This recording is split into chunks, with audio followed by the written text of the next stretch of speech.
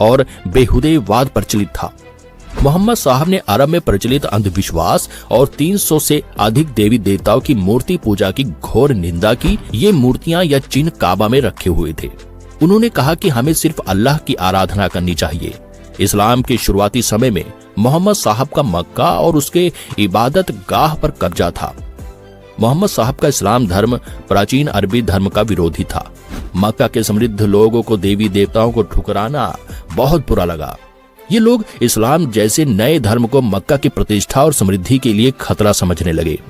इसीलिए लोगों ने मोहम्मद साहब का खूब मजाक बनाया और भारी विरोध किया। तब मोहम्मद साहब को भागकर मदीना में शरण लेनी पड़ी। मोहम्मद साहब की इस यात्रा को हिजरा कहा जाता है और इसी दिन से मुसलमानों के हिजरी कैलेंडर की शुरुआत हुई। यह घटना 24 सितंबर 622 ईस्वी की है। मोहम्मद साहब ने खुदा को केंद्र में रखकर मदीना में अपने एक राज्य की स्थापना की। वे प्रथम मुस्लिम शासक थे, किंतु वे किसी भी अरब फिरके का नेता होने का दावा नहीं करते थे। उनके शासन का आधार कुरान थी। मोहम्मद साहब ने मदीना में इस्लाम धर्म को एक व्यवस्थित स्वरूप प्रदान किया। साथ ही उन्होंने अपने विरोधियों का भी डट कर मुकाबला किया। जानकारी के लिए बता दें कि इस्लाम धर्म में 2 ग्रंथ सबसे प्रमुख है, पहला कुरान और दूसरा हदीस।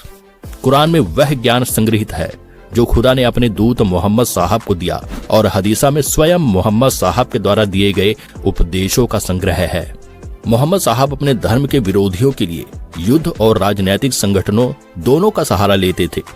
मदीना पर कुरैशों के आक्रमण के बाद 3 युद्ध हुए और इन सभी में मोहम्मद साहब की विजय हुई और वे कुरैश कबीले के शासक बन बैठे।